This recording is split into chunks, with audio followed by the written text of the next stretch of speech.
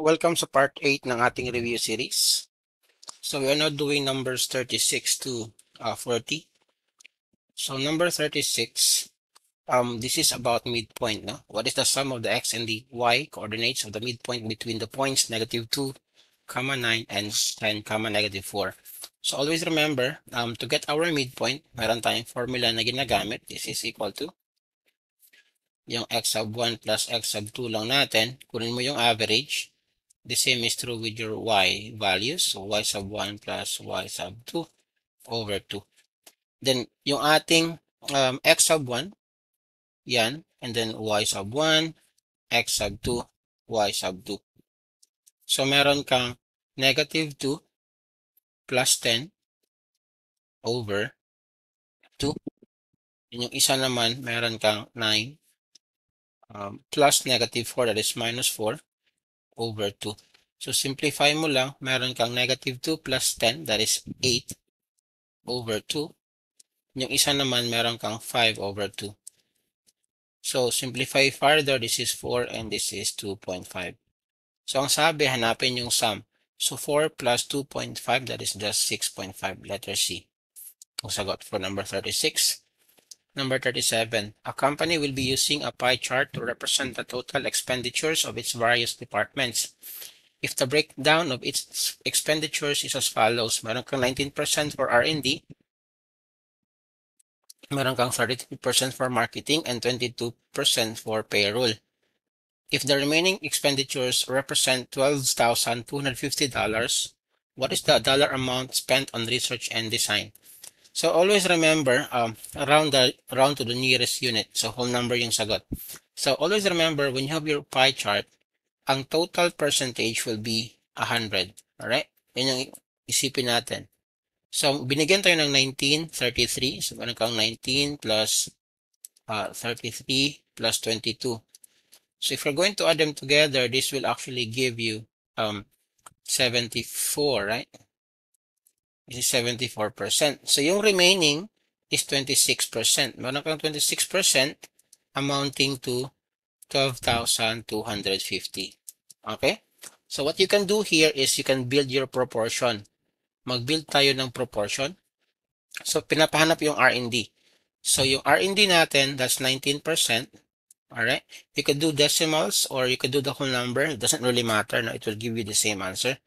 So 19% is to R&D. R&D. So research and design.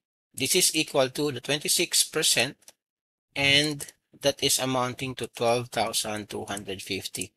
And again, always remember yung proportion natin, ito, yung means natin, equal siya sa ating extremes. So pag meron kang ganito, you're just gonna multiply 19 times mo yan by 12,250. This is equal to 26, no? Research and design. And then to solve for research and design, just divide everything by 26. And then yung R&D natin, that will give you letter A, 89, 52. Again, the answer will be in the whole number.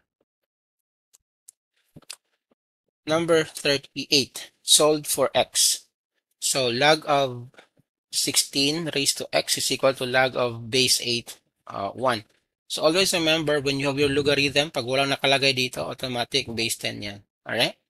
And also, pag meron kang ganito, log of 8, base 8, 1, pag 1 yung number always dito, kahit anong number pa yan, kahit anong base pa yan, it will always give you 0. Alright? So itong ating log of base 8, 1, 0 lang yan. Okay? So rewrite lang natin, meron kang log of 16 raised to x is equal to 0. Now, ang gagawin natin next is convert natin to into exponential, no? So paano ba i-convert? Always remember,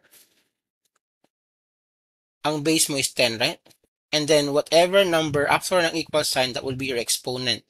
So this will become 10, yung base is 10, exponent 0 equals 16 raised to x.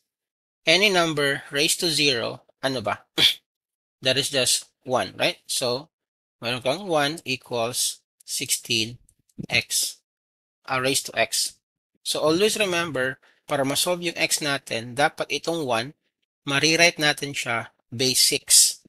So, 16, I mean. So, paano ba yan? So, always remember, again, any number raised to 0 is 1. So, pwede kang gumamit ng 16 raised to 0 equals 16 raised to x. And since the same na to, pwede mong equate 0 equals x. Alright? So, 0 is equal to x. Anong letter yan? That's letter A in our choices. Let's do 39. What are the x-intercepts of the function f of x is equal to x cubed plus 3x squared minus x minus 3? So always remember, pag x-intercept, meron tayong x, 0. So yung y natin is 0, no? That is why pinapahanap yung roots natin. And also, one thing to remember, pag sinabing intercept again, this is the time or in yung graph natin touches, no? The x-axis. Kaya nga, yung y natin is 0. So how do we do this? Now, upon looking into the choices, lahat sila may 0, right? Lahat may 0 except A. So I think it's convenient for me na ipasok yung 0 sa mga x's dito. So if x is 0, this is 0 plus 0 minus 0 minus 3. So this is minus 3. So hindi siya solution, hindi siya x-intercept yung aking 0. So since yung A lang yung walang 0, automatic, mali na to, mali. This is my answer. Okay? That's one way to solve it. Pero how do we solve this one, no? Yung may solution. So, tignan natin. Ang gagawin natin is we group the function, no? Ito, group ko yan together. Tapos ito, this will be my second group. So, I will get x cubed plus 3x squared minus x tapos plus 3. Bakit plus 3? Because again, when I distribute this negative sign, negative times positive, negative 3 yan, balik. Now look at the first group natin, groupings. Anong common dito? X squared, right? So labas ko sa x squared, ang maiwan is si x plus 3. And again, sa kabila, meron akong x plus 3. I have common factor na x plus 3. So ilabas ko lang yan, x plus 3. Yung maiwan will be x squared minus 1. May 1 dito, remember that. So ito, this is difference of two squares, right? A square number, 1 is a square number. So ang roots niyan will be what? Meron kang x plus 1, tapos x minus 1, tapos x plus 3. So yung x mo is ano, yung x sub 1 mo is negative 1, yung x sub 2 mo is 1, yung x sub 3 mo is negative 3, which is letter A. Alright, let's do number 40. Give the simplest form of tangent squared theta minus sine squared theta over tan squared theta sine squared theta. So, this is again a tawag na to, simplification or simplifying trig identities. So, to do this, no, balikan lang natin yung ating piatos, no? Ito, yung ating magic hexagon. So, may 1 yan sa gitna. This is our sine. This is our cos. This is our tangent. This is our cot. This is our secant and cosecant theta. So, may mga line yan dyan. Okay, may mga line yan. So, always remember, pag dadaan ka sa gitna, ito, yung sine mo is equal to 1 over cosecant lang. Yung cosine mo is 1 over secant. Yung tangent mo is 1 over cot. Okay? I actually posted a video on this one. Kindly check na lang sa ating posted videos on TikTok. So, ang gagawin natin dito, if meron kang consecutive, no? Consecutive na identity, sine, cos, sine over cos, that is your tangent. Okay? Yung ating quotient rule, tangent is equal to sine cos. Tapos, yung product rule natin, pili ka ng tatlo. And then yung gitna will be, example, yung sine. Ang sine is just the product of the tan and the cos. Okay? Tapos dito rin, makikita natin yung ating mga Pythagorean identities. Ito. So if we follow this direction, meron kang mga trig identity. So, sine squared theta plus cos squared theta equals 1. Ito rin. Alright? Ito rin. Tan squared theta plus 1 equals secant squared theta. Tapos, ito rin. Alright? Yan. So, 1 plus cot squared theta, that is cosecant squared theta. So, dito, ang gagawin ko, since this is a minus, paghiwalayin natin yan sila. So, I will have tan squared theta over tan squared theta sine squared theta minus sine squared theta over tan squared, no? Tan squared theta and then sine squared theta. Pansinin nyo, I can cancel this one out.